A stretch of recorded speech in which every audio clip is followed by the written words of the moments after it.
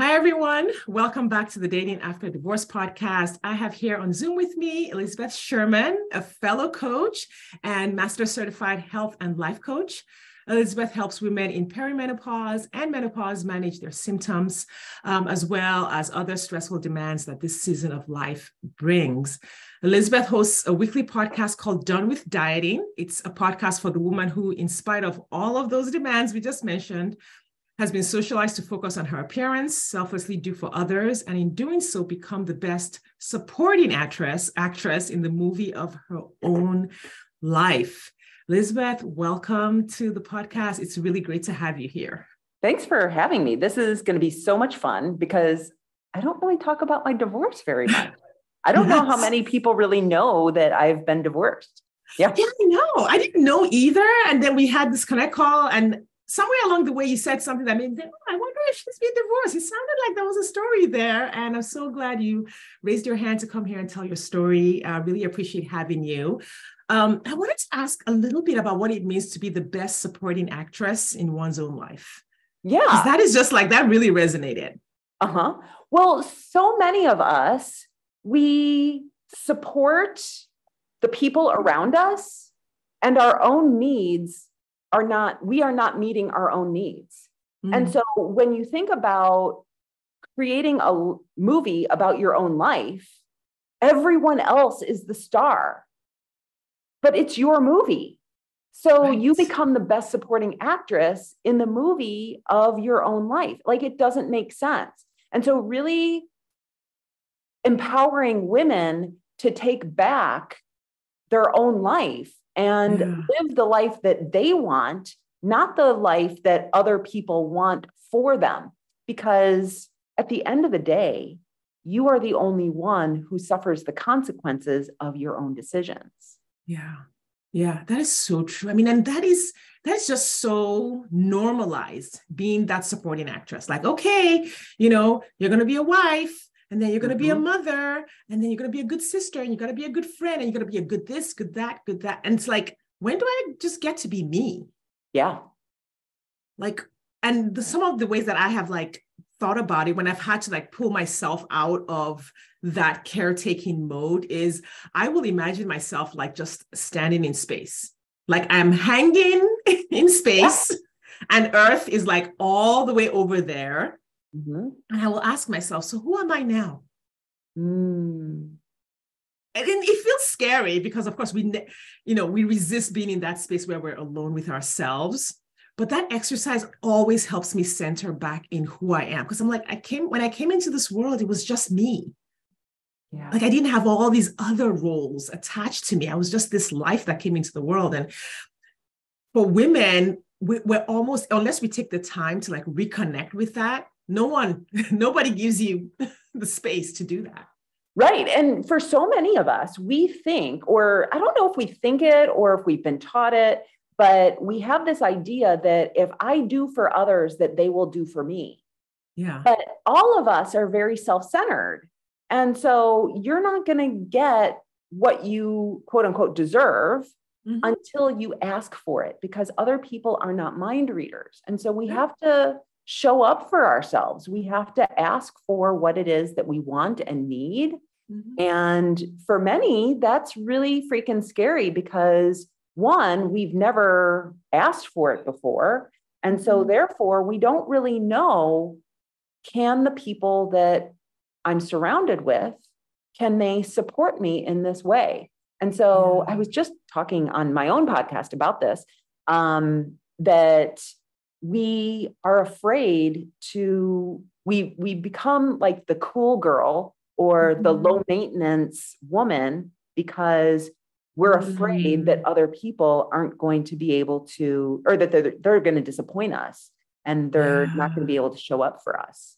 Yes. Oh my goodness. And, even high maintenance was a term that just had a little bit of shaming around it. Absolutely. Yeah. Absolutely. And it shows up in our eating. It shows up in our daily activities. It shows up everywhere in our lives. Yeah. Yeah, 100%. Growing through my divorce and growing through being an entrepreneur and making space for myself, there have been times when I've had to say, it's okay for you to take this time to do the thing you want to do. Because I'm literally taking the action of making the time, doing what I want, and then feeling guilty the whole way. Okay, so I have something for you and for your listeners. So another coach who is also in the advanced certification of feminist coaching for that we took, where we met, gave me this gift. And it was, if you are ever making the decision between feeling resentful or feeling guilty, choose guilt every single time. Yes, that's Karen Anderson. Yes. Yes. Yes. Yeah. 100%. And she's actually been on the podcast as well to tell her own story. But that's because and she deals with women who are experiencing shame around their mother-daughter relationship, which, if there's a relationship that has shame and guilt, like just kind of attached to it, it's that one. So yeah. All right, let's dive into divorce. Yes, please sign me up. We'll just start from the beginning. Like, how, your first marriage, how old were you when you got married? Why did you get married? Why did you choose that relationship? Oh, such beautiful questions. So I think that I chose my first husband because I bought into the idea that as we got older, that women had a lower chance of getting married. And I was afraid of the socialization. It was kind of like a living game of musical chairs. Like, all of my friends were starting to couple up and all of my friends were starting to get married. And I started seeing the quote unquote eligible bachelors like get scooped up. And there was something in me. I knew that he was not the right one for me. But I don't know. I bought into this idea that I could make it work, that being with someone who wasn't the best person was better than being alone. Yeah. And there were tons of red flags. And I started talking to people about it before the marriage. I was like, I have questions, and everyone kind of dissuaded me. They were like, everyone has doubts. Yeah. But I'm married today, and the doubts that I had in marrying my current partner were totally different than the doubts that I had in marrying my first husband. The doubts that I had for him were just like, is this right? I don't know. There were a lot of, as I said, there were a lot of red flags. One of them, which we briefly talked about before we hit record, was that I was never sure that I wanted to have kids. And he was banking on the fact that I would want to have kids. I don't have kids today. And almost immediately after we got married, his family started pressuring us with, like, seriously, on the wedding, people started asking us, when are you going to have kids? Yeah. And again, I didn't know if I wanted to have kids. I didn't have any role models in my life of women who were older, who were married, who did not have children. So I didn't really know what that could look like. But at the other hand, I didn't know, I didn't see myself being in retirement and not having kids, like having adult children. So I was really conflicted. I'm not really a baby person. And so like the thought of like having a baby, like really scared this out of me.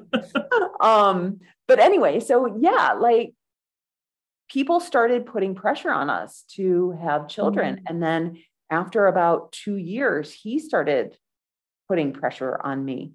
And I think that I was really afraid that he was going to do something manipulative for me to get pregnant.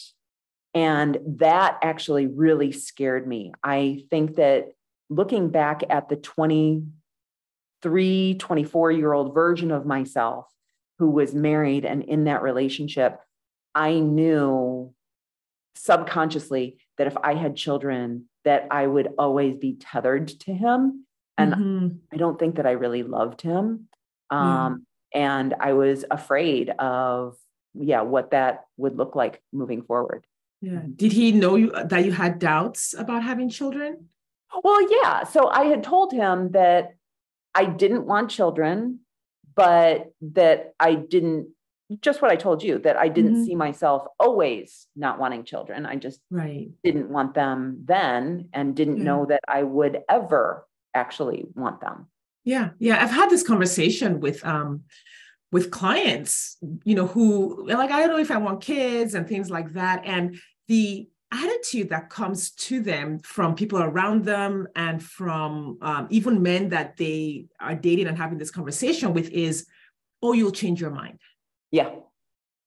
That doubt is dismissed. People are just like, well, of course you will. Yeah. Of course you'll change your mind. Like, you'll be okay. Down the line. And it's so condescending to a woman. And it really goes back to women not owning their bodies. It's like, well, of course you will. That's what your body is for. That's the subtext of that attitude is, well, of course all women want kids. Like, if you have the requisite parts, of course you do. Well, and also, what is the definition of being a woman? Being a woman also means having a natural tendency to want to care for children. And so me being someone who's like, I don't know what to do with a baby, like I was scared, like, should I move into motherhood? And like everyone would tell me, oh, you would be such a good mother. But I just didn't have the desire. And, one of the other coaches, I don't know if you've talked to Amanda Kingsley. Not on the podcast, though. Okay. Yeah. So she's an abortion coach, and she talks a lot about women who regret their abortions, but what we're not talking about are women who regret having children. Yes. Right? Yes. Yep. And I'm just, you can't say that. No. You can't have a human that you brought into the world walking around and then say, I wish I hadn't. Yeah. There's so much shame associated with that. Yeah. And that's just what's quote unquote normal for things that have to do with being a woman. You either fit into the narrative that is handed to you, or you're shamed for not fitting into the narrative. Yeah. Like, you either love being a mother, or you're shamed for not, loving being a mother. You're either a mother or shamed for not being a mother. You're either a mother who does things the way it's prescribed, or you're shamed for not being a mother who does things the way it's prescribed. Oh, yeah. Like, I remember in college, our dean of students was married, and he and his wife adopted a child. She apparently didn't want the child. And so he became the primary parent of this little boy. And I remember seeing all of the judgment that people had towards her, because he was the one who was picking the boy up from school and taking care of him and so on and so forth. Yeah. But we don't do that for fathers. Right. 100%. Yeah. 100%. Like, it's just incredible, just the amount. It's like, it's the default is to look for, where is the shame? Where is the almost like, and there's a podcast episode that some of our cohort members and I did with Cara Lowenthal during the feminist certification about then women of color then have an additional. So now, if you can be like, oh, I'm going to send my kid to school with a Snickers bar and an apple because today is the day we're going to do something really silly. But then if you're now a woman of color, or if you are poorer, then it's like, no, you can't have a fun day. Your kid cannot have a fun day, because the meaning of that is that you are not nourishing your child appropriately. It goes on and on and on. What things, now you are, in midlife, no kids by choice. Have you experienced that, direct shaming, or have you heard comments directed at you around the fact that you chose not to have children? At this point, no. And I think, well, so Full transparency to all the listeners. I live in Mexico, and my husband and I moved here 6 years ago. And we wouldn't have been able to move here if we had children. Well, maybe we would have, but it would have been more difficult. Yeah. And so I think that all of the people who maybe judged me as a younger woman, that now they're like, oh, wait, maybe she was onto something. Yeah. Because my life is actually pretty spectacular now. Yeah. Did you have comments earlier? Like, 20s or 30s? For sure. Yeah. Yeah, you'll regret it. Yeah. Basically. Yeah. The general attitude has been like that I've heard is just more like that those people are selfish. They don't want to give. They don't want to give back. They don't want to, people who don't, and both, I think couples, I've heard it around couples who've been, childless by choice. Like they don't want to give back. They don't want to contribute to humanity. Those are some of the things that I've heard people say. But it's so interesting that when you look at the economics of a double income couple who doesn't have kids and a family or a couple that does have kids, that the couple who doesn't have kids is able to invest in retirement. They're able to give financially to their community. Like there's so many things. There's so much more time. Exactly. One of the people I think about is Oprah, who is childless pretty much, or give or take by choice. And she said, I wouldn't have been able to create what I created if I'd had children because of the type of mother I would have wanted to be. Yeah. And so she made the choice. She was like, I want to create this thing. If I have a child, I won't be there for the child the way I want to be there for the child. And so her choice was to not have children so that she could create what she wanted to create, which, again, in the narrative, it's like, well, maybe you could have. I know a lot of people who don't think that was the right choice for her, but I'm like, how powerful. Yeah. But look at what she's been able to do with all of those girls in Africa. Yes. Right? Yeah. Yeah. The girl, and not just the girls, the generation that she was able to educate. Her show alone, just introducing ideas and, opened the world. Because I remember I started watching her. I was in Nigeria watching the Oprah Winfrey show. And she brought on guests that just had ideas that I would never have been able to consider if she didn't create her show. Yeah. Oh, I talk about Oprah all the time. I love her. Yes. Love her. Okay. So, how did you make the decision? You said you didn't want to be tethered to your ex forever. You were afraid that you were going to end up in a situation that, you didn't want. So did you make the choice to?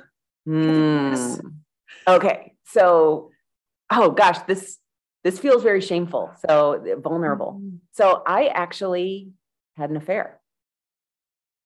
And while I was having the affair, I started questioning myself. Like I had the belief that women or people who are in happy marriages do not have affairs. I remember actually processing this. I was like, okay, so people who are in happy marriages don't have affairs. I'm having an affair. I didn't actually want to break it off. And I was like, so therefore, I must not be in a happy marriage. And I left. Yeah.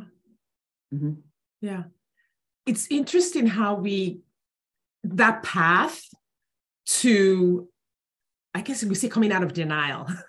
Because chances are, and it's interesting, I've had this conversation with another podcast guest around, and in her case, she wanted to break up her marriage, and she's like, how do I do this? So hers was conscious, but the situation was the same. It was the denial around, this isn't working. Yeah. And all of us, I was in the same, I was married for 17 years. The marriage was toxic from day one. And I still didn't let myself say this isn't working. Yeah. Right up until the end. Yeah. What is it about women that like keeps us from just saying, hey, this isn't working. Like, this is just not working. Well, I think that it's because from the outside, people look at it like my partner And they're like, well, he's good enough. I could have said, he's good enough. And therefore, like, what do I deserve something that is excellent? Like, what do I deserve? And what is he? Right? Does that make sense? Yes. No, it really does. Like, we don't think we deserve something better. Again, then the narrative comes in, you're being too picky, you want too much, what you want doesn't exist, all of that, which, we hear so much more in dating, but it's coming up here where we make these choices based on, well, we need to fulfill this role versus thinking about, who am I? Yeah. What do I want? Yeah. And you should be grateful that you have anything at all. Oh, goodness. Right? Yeah. I heard that. I told myself that during my first marriage. Yeah. And so I don't know that I felt like I was worthy of anything better. Yeah. Wow. Man, that really hit me.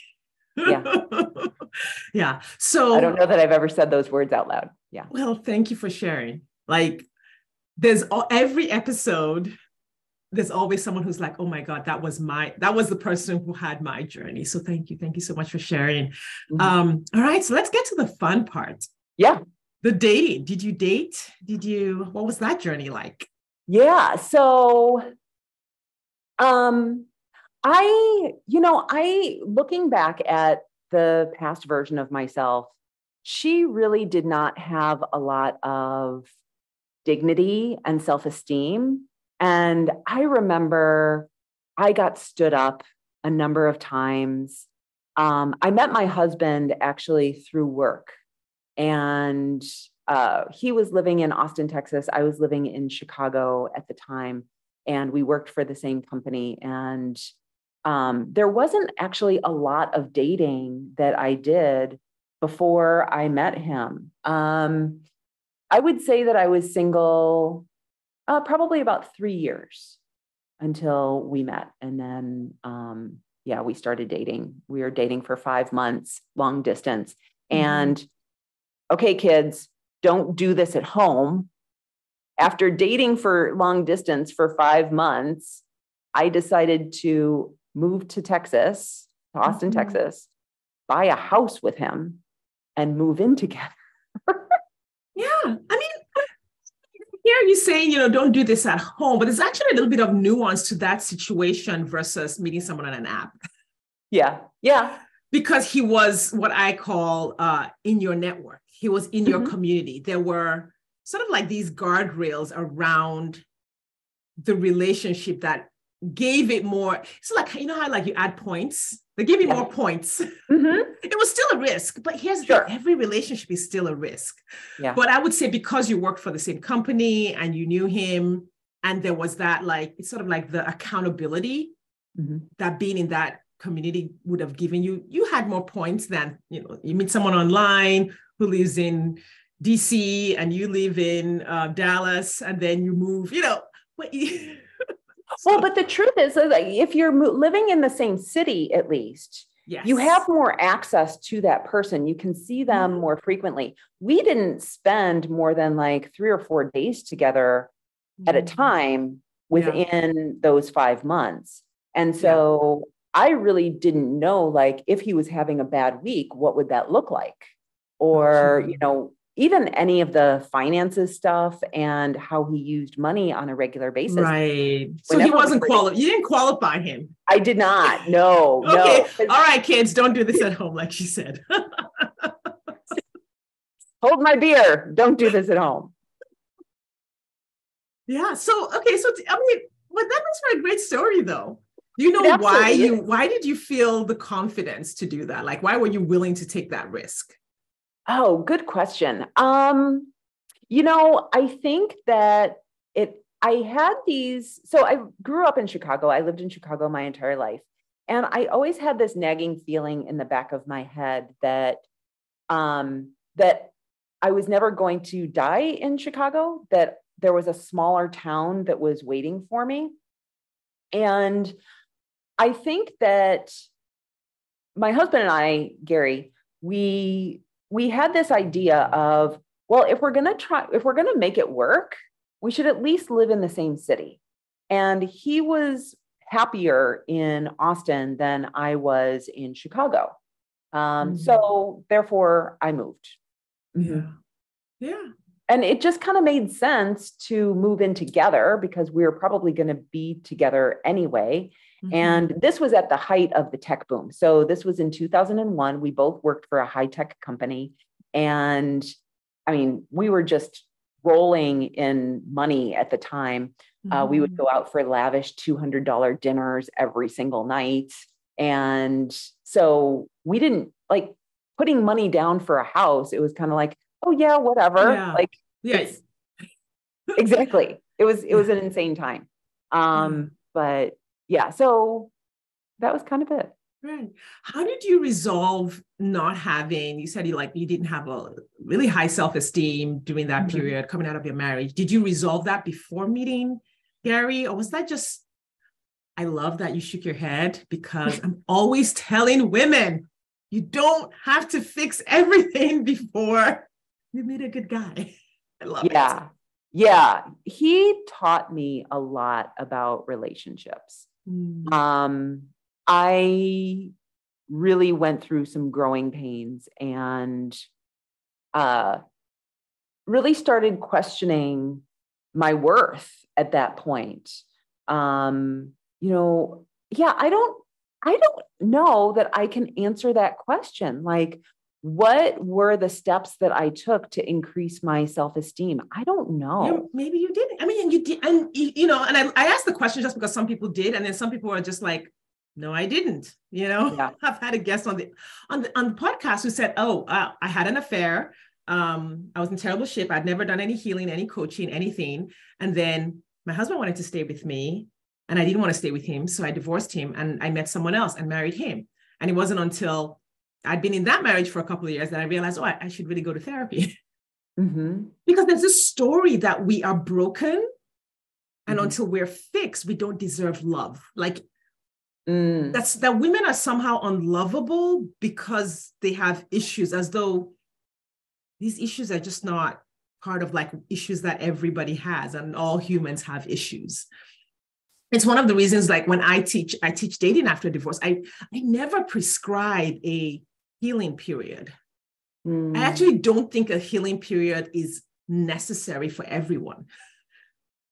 Yeah. Because all of us, wherever we are worthy of love, are 100% lovable. We are worthy of love. We deserve love. Now, we may not have the skills that we need. You might need to work on some. If you literally do not have the skill of being in a relationship or communicating in a relationship, you might want to do that. If you see it, if you know that, but even that doesn't keep you from being in a relationship. It's this weird requirement stacking that gets put in place for women. It's like, you're still not good enough. And that narrative is there and it just gets put into the dating world. We all know people who have issues, who have all kinds of problems, who are in great relationships because what they did was they found the partner that was the perfect match for the issues that they had. Yeah. And not a match in terms of toxicity, but a match for like, these things that are your problems are not a problem for me. Yeah. And I think that when I look back at that version of myself, I said self-esteem, but you know how there are the two different types of dynamics in a relationship. One is like the puppy dog, where it's like, love me, love me, love me, love me. That was me. And versus like the cat that's like, I'll come and go. Take you or leave you. Exactly. And so, that's what I was doing. I was just like, I will take anything. I will. And that was evident in my first marriage that I was like, I will take your crumbs. And so, moving into the relationship that I have with my husband, I think I just learned to start asserting myself and understood. I think I just felt really safe in this relationship, which allowed me then to assert myself and ask for what I needed. Yes, that's so true. That, because it's like, if you're, And there's just so much nuance to it. Like it's not a formula. For some people, they learn that assertiveness, then they go into a relationship, and then that gets, I guess, you just preached as the formula. Is you go learn it first. And then for some other people, they are dating. Like a lot of my clients are dating, and they learn the assertiveness as they watch themselves on each date. And they're like, oh, this is where I should have stood up for myself or advocated for myself. And then for other people like you, it's like, no, I just kept going. Yeah. And I just found a relationship that felt safe. And then I practiced my new skills in that relationship. Yeah. Works in so many different ways. So how did you know Gary was the one?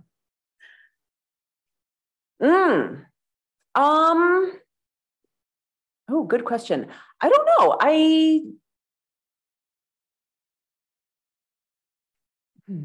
I don't know. Because you moved in together and then you got married.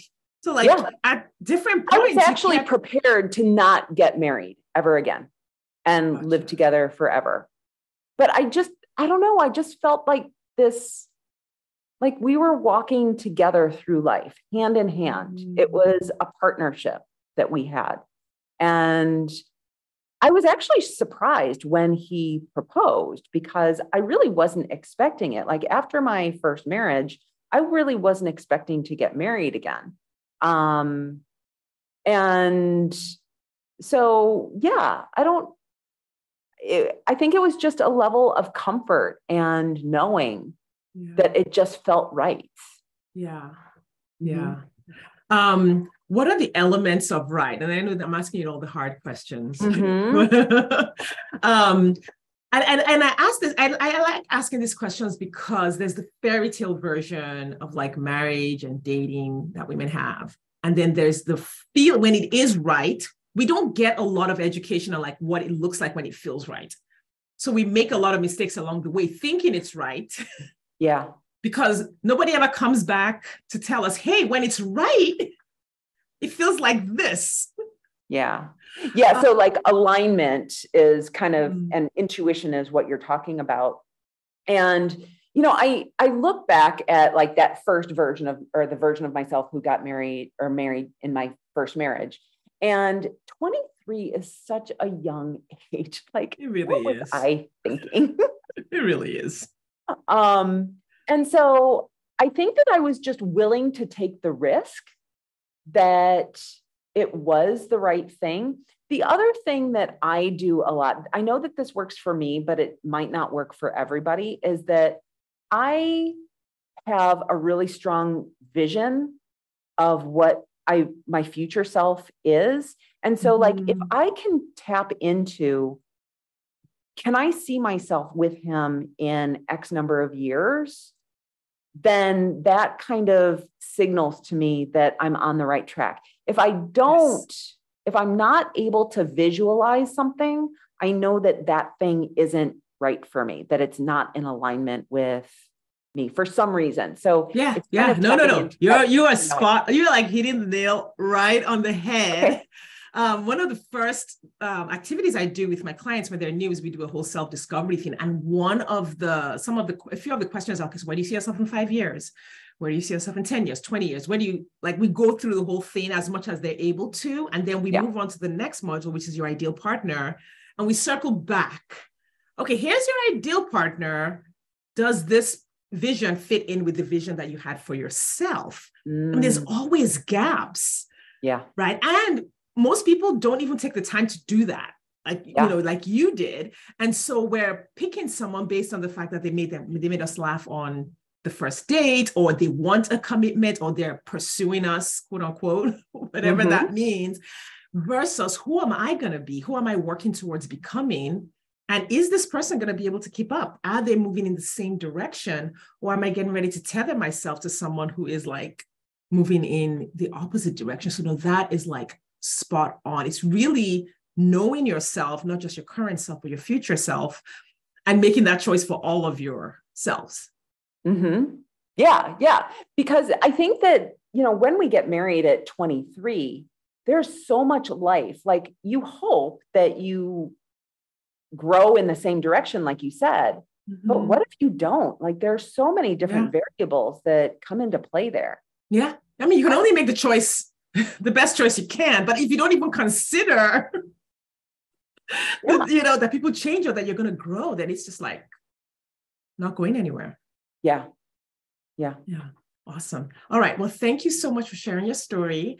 Absolutely. I want to open it up to and then the audience really is mostly women 40 plus, 40s, 50s, 60s who are dating after a divorce and, using apps, which you had the great fortune to not have to use to find your partner. But which I love. Once you decipher the apps, they really are not a problem at all, but they're in this new world and they're dating and they have all the same thoughts that you've had, that I've had, that, what is your, and then knowing that you are someone who works with intuition, listening to our bodies, choosing things that feel good to us.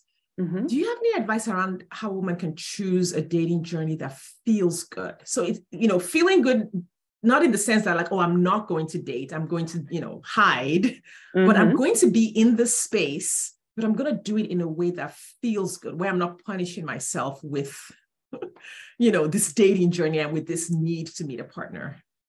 Yeah, I think about if something were to happen where I had to start dating again, God forbid that should happen. But I think that I would like to approach it from having experiences with people that doesn't put so much pressure on that date, mm-hmm. and just makes it oh, who is this person going to be? Mm-hmm. Are they going to become a friend? Are they going to lead to, maybe they're not the person that I date or end up with, but maybe they will have a brother or a friend or someone. Yeah. But the other thing that actually, here's, I think, the better answer to your question is, I have a client, actually, she's a friend. And a couple of years ago, we were talking and she made the comment of, at the beginning of the year, I like to ask myself, who am I going to meet this year who I am going to love? Oh. And wow. So, right? There are people walking around this earth right now who you have not met yet, who you are going to love them.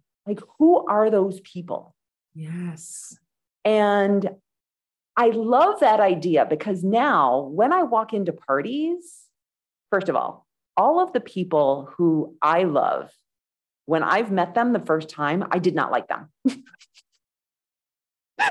And so knowing that about myself, I've now kind of changed and become more open in terms mm-hmm. of who I talk to, who I communicate with, and how I present myself and react to people. Yeah. And so now when I'm able to go into parties, I no longer have that anxiety of, are they looking at me? But is someone in here? Do I get to discover them who yes. I am going to be best friends with? Yeah. So, oh, that's so good, because really relationships and connection with people is a gift. Yeah. And I think our experiences and cultural narrative, all the things, almost flips that on its head and creates this fraught experience when we are in relationships, when we go to networking events, or when we are in a certification cohort, or when we are among other coaches, wherever we are, if you've had trauma or, you've believed a misconception around connection, it really does create all of that anxiety, because mm-hmm. there's an quote unquote an outcome that you're supposed to be going for. You're supposed to be impressing that person and making sure they like you, or making sure this relationship goes somewhere, versus there's a human in front of me and they're a whole universe. Yeah. That I haven't explored. And if I get to explore this universe for 5 minutes, get to learn something new, experience something new, hear something new, that alone is worth it. Yeah. I love that. Thank you. Thank you so much for sharing your story, Elizabeth. I know it's going to resonate with so many people. Thanks for sharing your advice. Please tell the listeners again what you do, who you work with, your typical client, and where they can find you if they want to connect. Yeah. So you can find me at elizabethsherman.com. I have a podcast called Done with Dieting. I work with women in midlife who want to get off the diet roller coaster, who want to be healthier, but are done with diets and don't want to do that anymore. And so what I teach my clients is actually how to have more authority in her life, how to stop people pleasing, because you would be surprised at how many eating decisions that we make based on what other people want.